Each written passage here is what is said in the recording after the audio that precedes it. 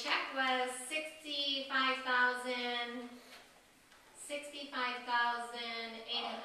Wow. Yeah, so that's a nice one. Here's another check for $45,000.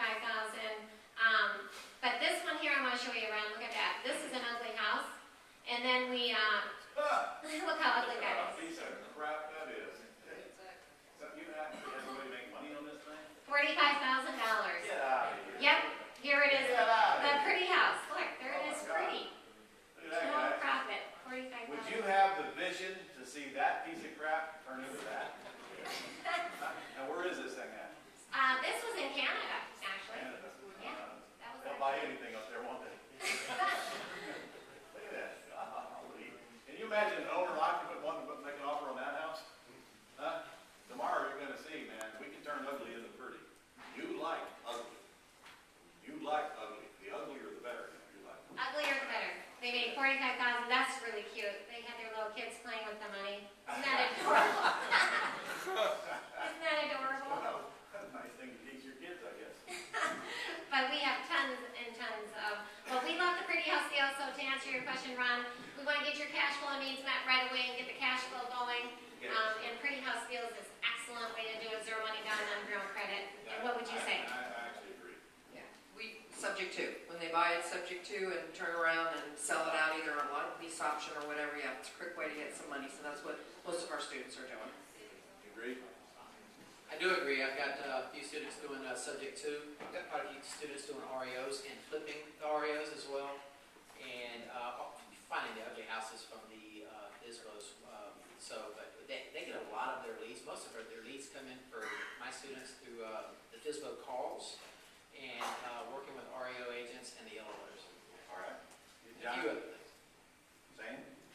Yeah, lease options, wholesaling, and REO rehabbing. All right. What is the, well, you got it, John, I'll start with you. What is the biggest hurdle most, that you help your students cross the most to get started? Seems like the biggest hurdle that most students have is life gets in the way.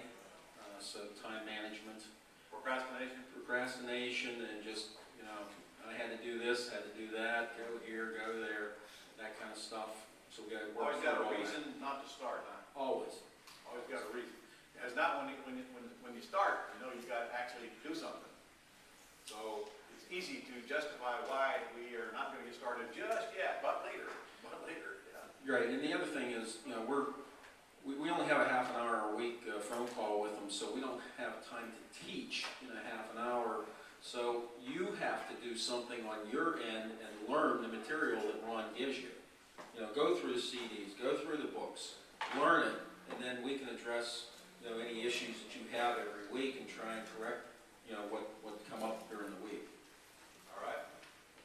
I've actually got two items that kind of run neck and neck. One is I get students who negotiate against themselves. When we sit there and we go over offers and we go over numbers, and we finally agree to a number, but then they throw out a reason why that's too low, or they don't want to make the offer that I'm suggesting that they make. And I'm like, just trust me, just do it. Call me back, tell me what they say. Let me know you have your contract. I get people who negotiate themselves up on a regular basis, and I've got to break them out of that. It's that mindset. They're like, oh, they're never going to take that. I need to go up a little bit more. I'm like, no, don't do that. So negotiating against themselves. And the other thing is especially when somebody's brand new coming in the mentoring, is I get people getting leads coming in really quick, and they go out there and say, go get that contract. And they'll get the contract, then they'll shut down on me, and they're like, I want to focus on this one deal, and let's put these other leads to the side and not work the other leads. My goal is to get you a whole lot of checks, not one. I don't want them to stop working those other leads. I want you guys having 5 to 6 closings a month. That's very common. You get a deal that looks like it's going to work, and you're mentally shut down, waiting for that deal to work. And then, of course, what happens to that deal? Nothing. You've got to constantly kissing the frogs, even when you think one of them is going to turn into a prince. A couple for us too. One is being able to even see the deal. They don't necessarily want to turn in all the lead sheets, and I tell them I need to see them all. I want to see all of them. I want you to tell me where you think the deal is, or if you think there's no deal at all, so that we can walk through that you didn't catch it. This is a lease option deal, and we can do this with it, or this is a subject to. Wow, goes by, you'll have to trust them. Eventually they get it right, and then we're good with that. And then the second decided that they've got a deal and they go out, if I get them to go out and get the deal, it's, well, what do I do with it when I have it? I don't know how to sell it, I don't have a buyer. Their concern is in that. Of course, I keep telling them we're building a buyer's list at the same time. Don't be afraid to buy the house because you're afraid to sell it, which Yeah. I'm amazed sometimes that that's what they think. Well, you know, like you weren't scared at first. Absolutely, absolutely, you're afraid. All right, don't forget where you came from. That's right. Yeah, I can remember. I tell you, I remember like it was yesterday. I was scared still. First subject too. Still did it. I agree with all you guys. We actually, one of the biggest things are first dealitis, pulling the trigger, we call it, and getting that home under contract, getting the paperwork done. And here's the deal. Remember, we talked about building your buyer's list. Is that when we go out to the home to buy the home from the seller, we know it's already sold because we have our buyer's list built up. And I know you mentioned that. So pulling the trigger, we tell you, it's so simple. We tell you exactly what to do. We say, go out. We give you assignments every week. We give you assignments on these weekly calls. And you need to do what we tell you to do. And so a lot of times it's pulling that trigger, the first deal. And it's a big snowball effect. You get one deal, then another deal, and another deal. And that's why we just got to get that first check, ASAP. Most of the assignments are nothing more than following up on the tasks that need to be done on the prospects that come out of the file. That's right. Yeah. All right, about what percentage of your people do you think actually get checks during their 6 months? Here's the good news on this.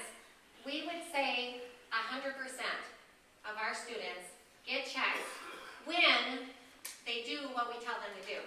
If you do exactly, and like Ron was saying, it's not a real hard task. If you do what we tell you to do, which unfortunately, that's another, I should have said that was another challenge, not just pulling the trigger, but doing what we tell you to do. It's so simple. It might be, give us 5 property information sheets this week. 5 a week. What percent of them actually get checks?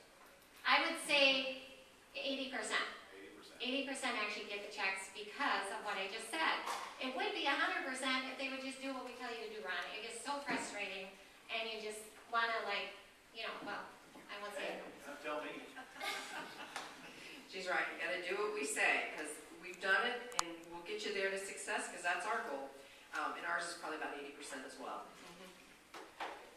I've been in about the 80% range, 80 to 85% range for the last year and a half for the students. That's a good regular number. All right. I have to agree with the same numbers. It could be 100%. You know, when we started, Ron said, follow this path, do it, you'll make money, and we did. You know, our first year we did 7 digits, so, you know, guys, if you just listen. 7 digits. Yeah, we made $1 million that first year. First year. First year. In cash. Cash. The kind you can spend. Yeah. Not equity. Now, we had a lot more equity. You made $1 million first year. First year. Okay. When he first came to my class, I said, this guy don't have a snowball chance in hell. And I'll tell you what, we took Ron to dinner one night. It lasted about 15 minutes because we froze up. We couldn't say a word. He got up and left. That's not true. No, he That did. is not true. Steph, is that true? Yep. Not true. When are you leaving? Where are you going? We froze up. One last question. How many of you fired someone? Fired? How many of you fired? One person. One.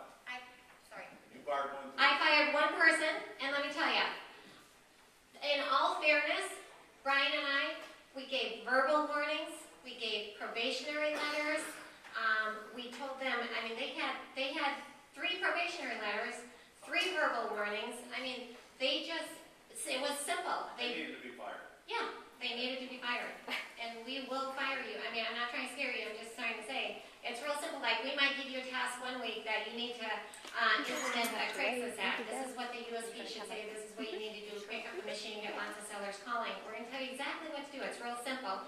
We might ask you to record a seller conversation. I mean, these are real simple tasks, and if you don't do what we tell you to do, it's that Well, simple. that's the way it should be. Yeah. Okay. You fired one, John? Yeah, same thing. You know, I give out probably more than 3 verbal warnings, and then the 3 letters, and then whack. And then we had 1 so far. This is the first time learning of this because the verbal warnings are not part of our agreement. I know. You know. Well, look, if you don't hold them accountable, then you're not going to get what you paid for. So we got to hold them accountable. We got to make them do it. And that's exactly what price